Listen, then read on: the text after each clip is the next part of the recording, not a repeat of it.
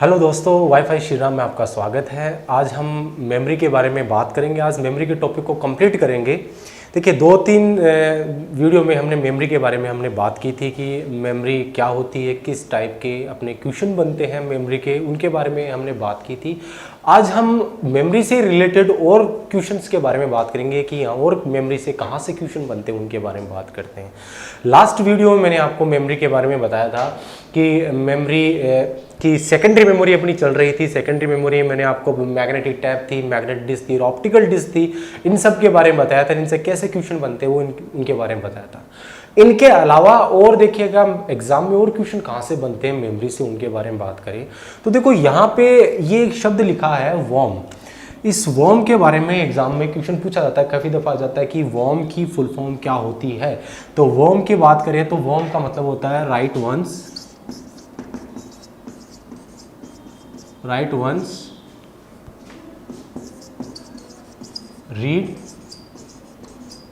Read many. देखिए, नाम से ही पता चलता है write once read many. Write once का मतलब होता है उसको एक बार राइट किया जाएगा, रीड मेनी का मतलब बार बार उसको रीड किया जाएगा। तो देखो, ये राइट वंस रीड मेनी का मतलब ये हुआ कि उसमें डेटा एक बार डाल दिया जाता है, उसको राइट कर दिया जाता है और उसको बार बार हम देख सकते हैं। लाइक आपकी जो CD रोम होती थी, आपकी मैंने CDR बताई थी, वो CDR आपकी वॉर्म होती थी। इसकी कैपेसिटी पहले यूज की जाती थी। इसकी कैपेसिटी 40 GB से लेकर आपकी 60 GB तक की भी आपकी ये वॉर्म आती थी। ये आपकी मेमोरी होती है। एग्जाम में कई बार ऑप्शन में भी आ जाता है या कई बार पूछ भी लेता है वॉर्म के बारे में कि वॉर्म क्या होता है, क्योंकि वॉर्म के बारे में आगे सॉफ्टवेयर का टॉपिक पढ़ेंगे, वहाँ पे भी एक वॉर्म आएगा कि ये आपका एक मैलिशियस प्रोग्राम होता है वॉर्म। वो चीज़ यहाँ पे ये नहीं है, ये वॉर्म है राइट वंस रीड मैनी होती है। तो उस टॉपिक के उस चीज वॉर्म के बारे में हम आगे सॉफ्टवेयर के टॉपिक में बात करेंगे, लेकिन इस वॉर्म के बारे में ये मेमोरी होती है राइट वंस रीड मैनी, जो मैंने आपको बताई है, जो आपकी 40 GB से लेकर 60 GB तक इसमें डेटा में स्टोर कर सकते हैं। इसके अलावा देखिएगा वो एग्जाम में और भी कई तरह के क्वेश्चन बनते हैं मेमोरी के बारे में। और क्या क्वेश्चन बनते हैं देखिएगा कि मेमोरी के बारे में मैंने आपको बताया था कि कंप्यूटर की जो सबसे फास्टेस्ट मेमोरी में से एक मेमोरी थी कैश मेमोरी, मैंने आपको बताई थी। कैश मेमोरी से कैसे क्वेश्चन बनते हैं वो मैंने बताए थे आपको। कैश मेमोरी मैंने फास्टेस्ट मेमोरी बताई थी, लेकिन ये भी बताया था कि ये सबसे फास्टेस्ट मेमोरी में से सबसे फास्टेस्ट मेमोरी से है, लेकिन ये सबसे फास्ट मेमोरी नहीं होती। अब ये सबसे फास्ट मेमोरी नहीं होती तो इसका मतलब है इससे भी ऊपर कोई फास्ट मेमोरी होती है। तो उनके बारे में हम बात करेंगे आज की कंप्यूटर की सबसे फास्टेस्ट मेमोरी कौन सी होती है। या कई बार आपसे ये पूछ लेता है कि 4 ऑप्शन देकर पूछे कि निम्न में से कौन सी कंप्यूटर की फास्टेस्ट मेमोरी होती है या स्लोएस्ट मेमोरी होती है। तो इस प्रकार के जो क्वेश्चन होते हैं उनका सोल्यूशन कैसे किया जाता है वो मैं आपको बताऊँगा। तो मैं आपको एक हायरार्की बता रहा हूँ जिसमें फास्टेस्ट से लेकर स्लोएस्ट तक की जितनी मेमोरी होती है वो सारी मैं आपको बताता हूँ। देखिए, कंप्यूटर की जो सबसे फास्टेस्ट मेमोरी होती है उनकी बात की जाए तो देखिएगा कि जो मेमोरी CPU के जितने नज़दीक होगी, जाहिर सी बात है CPU फास्टेस्ट काम करता है, तो इसके पास जो मेमोरी लगी होगी वो फास्टेस्ट मेमोरी होगी। तो वहाँ पे हम बात करें तो वहाँ पे जो CPU के अंदर एक मेमोरी लगी होती है जिसका नाम होता है रजिस्टर मेमोरी, जिसको बोलते हैं हम CPU रजिस्टर, इसे बोलते हैं हम CPU रजिस्टर। ये कंप्यूटर की सबसे फास्टेस्ट मेमोरी होती है, जो आपकी CPU की इंटरनल जो पास मेमोरी लगी होती है CPU रजिस्टर में बोलते हैं। कंप्यूटर की सबसे स्मॉलेस्ट, सबसे छोटी मेमोरी होती है और सबसे फास्टेस्ट मेमोरी होती है जिसे बोलते हैं हम CPU रजिस्टर होते हैं। अब ये रजिस्टर मेमोरी भी काफ़ी टाइप्स के होते हैं, काफ़ी प्रकार के होते हैं, जिसके अंदर आपके अब नाम सुना होगा हमने CPU के अंदर, जिसके अंदर एक आता है MBR जिसे बोलते हैं मेमोरी बफर रजिस्टर होता है, एक IR जिसे बोलते हैं इंफॉर्मेशन रजिस्टर बोलते हैं, एक होता है आपका इंस्ट्रक्शन रजिस्टर हो गया, मेमोरी बफर रजिस्टर हो गया। उसके बाद में बात करें तो आगे आपका एक आता है PC जिसे प्रोग्राम काउंटर बोलते हैं, एक आता है आपका MAR जिसे मेमोरी एड्रेस रजिस्टर बोलते हैं। ये कुल मिला के कुछ 8 टाइप के रजिस्टर्स होते हैं जो कंप्यूटर के अंदर लगे होते हैं। ये जो नाम मैंने आपको लिखाए हैं ये एग्जाम में कई बार क्वेश्चन पूछ लिया जाता है कि या तो इनकी फुल फॉर्म पूछ लेती है, MBR की फुल फॉर्म क्या होती है, तो MBR होता है मेमोरी बफर रजिस्टर या मेमोरी डेटा रजिस्टर के नाम से जाना जाता है। यही रजिस्टर CPU की इंटरनल मेमोरी के अंदर आता है। IR होता है जिसे इंफॉर्मेशन रजिस्टर्स बोलते हैं, PC होता है जिसे प्रोग्राम काउंटर होता है, एक होता है MAR जिसे बोलते हैं मेमोरी एड्रेस रजिस्टर बोलते हैं।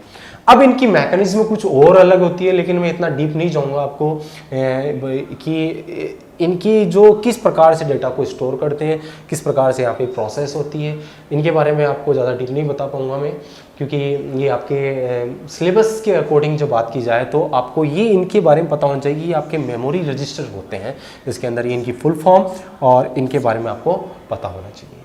तो CPU रजिस्टर कंप्यूटर की सबसे फास्टेस्ट मेमोरी में से आती है और सबसे स्मॉलेस्ट मेमोरी होती है। उसके बारे में इसके आगे बात करें तो देखिएगा, CPU रजिस्टर के बाद में जो सबसे दूसरी जो फास्टेस्ट मेमोरी होती है उसका नाम होता है कैश मेमोरी। इसके बारे में मैंने आपको बता दिया था कि कैश मेमोरी आपकी जो CPU और जो मैन मेमोरी होती है उनके बीच में लगी होती है और ये दोनों के बीच में ट्रेड ऑफ स्पीड को ट्रेड ऑफ करने का काम करती है, जो स्पीड के जो मिसमैच होता है उसको बैलेंस करने का काम करती है, वो कैश मेमोरी होती है। उसके बाद में आगे बात करें तो आपकी एक मेमोरी होती है जिसका नाम होता है RAM. RAM random access memory, जो मैंने बताया था कि ये रैम कौन सी होती है, जो आपकी डायनेमिक जो रैम होती है, जो आपकी मदरबोर्ड में लगी होती है, वो आपकी रैम होती है, जो कैश के बाद में सेकंड फास्टेस्ट मेमोरी होती है। उसके बाद में बात करें तो एक मेमोरी और होती है जिसका नाम, जो मैंने आपको बताया था, फ्लैश मेमोरी। फ्लैश मेमोरी के बारे में मैंने आपको बताया था कि जो फ्लैश मेमोरी होती है ये आपकी EEPROM तकनीक पे काम करने वाली मेमोरी होती है। जो आपकी जो पेन ड्राइव वाली जो मेमोरी होती है वो आपकी फ्लैश में होती है, जो रैम के बाद में जो सेकंड आगे फास्टेस्ट मेमोरी में से आती है वो फ्लैश मेमोरी होती है। उसके बाद में आगे बात करें तो आगे आपकी एक आती है जिसका नाम होता है मैग्नेटिक डिस्क। मैग्नेटिक डिस्क के बारे में हमने पहले बात कर ली थी, जिसमें हार्ड डिस्क और जो फ्लॉपी डिस्क जो आपकी आती है वो मैग्नेटिक डिस्क होती है, वो फास्टेस्ट मेमोरी में आती है।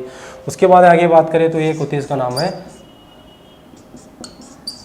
Optical disc. ऑप्टिकल डिस्क के बारे में मैंने आपको बता दिया था, जैसे में CD, DVD, BD, HDD ये सारे आते हैं, ये आपकी फास्टेस्ट मेमोरी में होती है।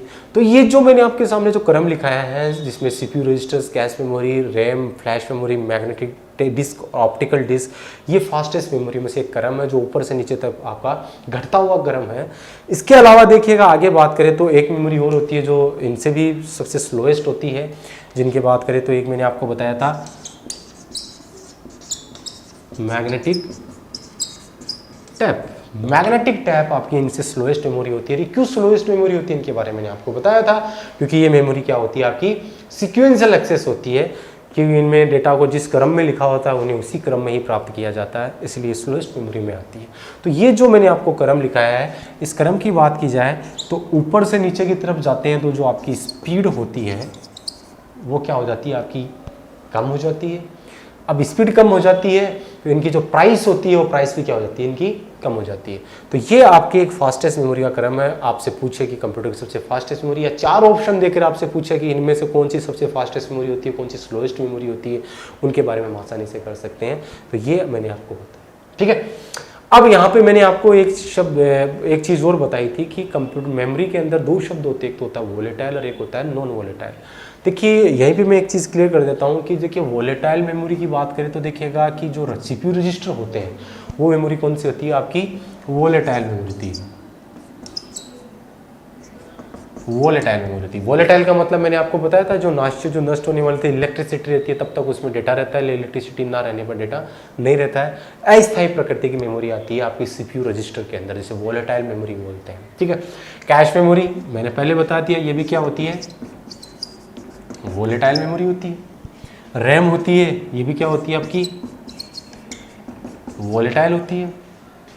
फ्लैश क्या होती है, इसके बारे में मैंने आपको बताया था, फ्लैश क्या होती है, आपकी नॉन वोलेटाइल होती है। मैग्नेटिक डिस्क होती है, वो भी क्या होती है, आपकी नॉन वोलेटाइल होती है।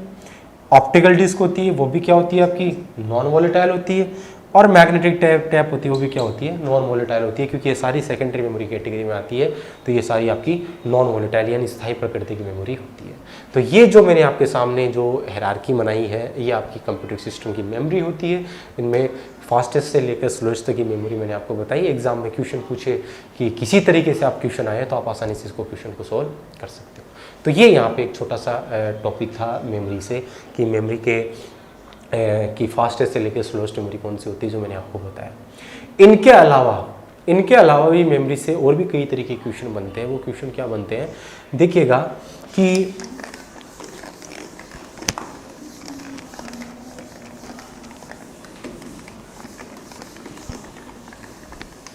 एक शब्द और होता है। देखिए एग्जाम में मैंने एक क्वेश्चन देखा था जिसका नाम, देखिए क्या क्वेश्चन था कि एक शब्द होता है फ्लिप फ्लॉप। देखिए फ्लिप फ्लॉप के बारे में हम बात करें कि फ्लिप फ्लॉप क्या होते हैं। देखिए ये अलग एक आर्किटेक्चर, जो कंप्यूटर के आर्किटेक्चर होते हैं वहाँ से टॉपिक आता है, लेकिन ये मेमोरी से कंसर्ट करता है।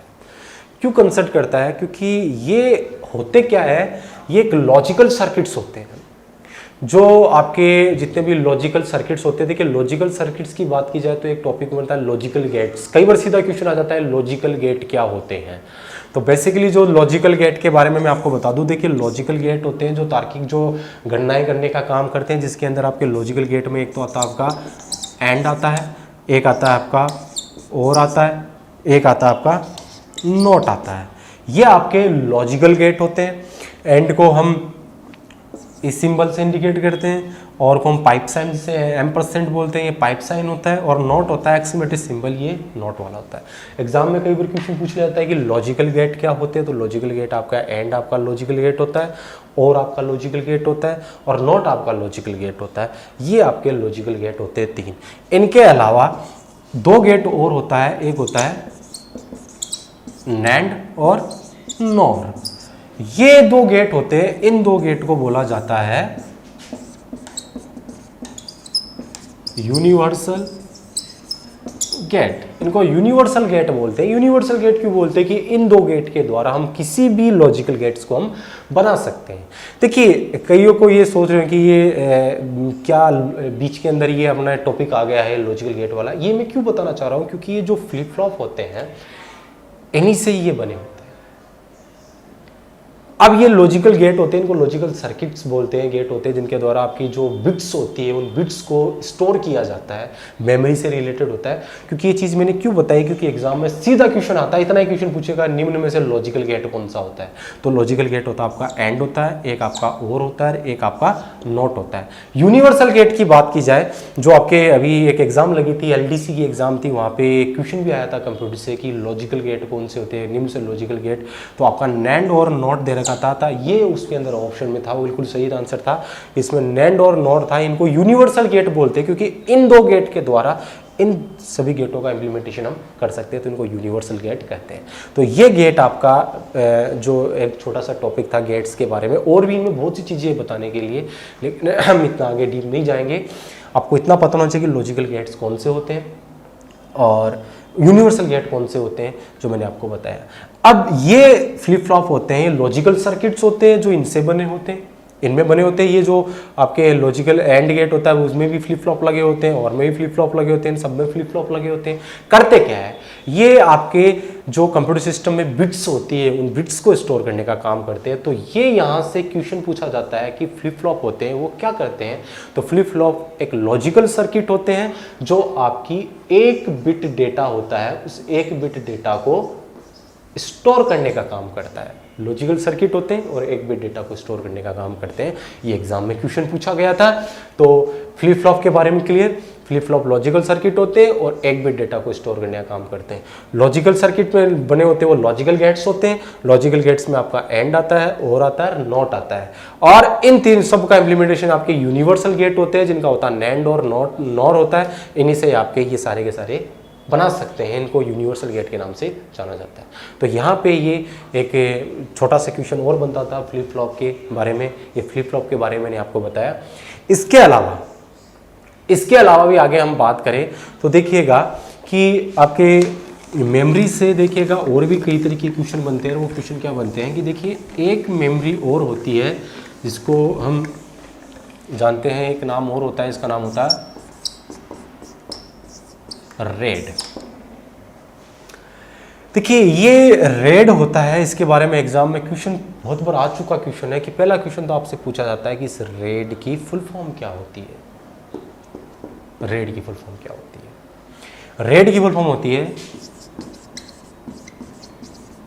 Redundant array of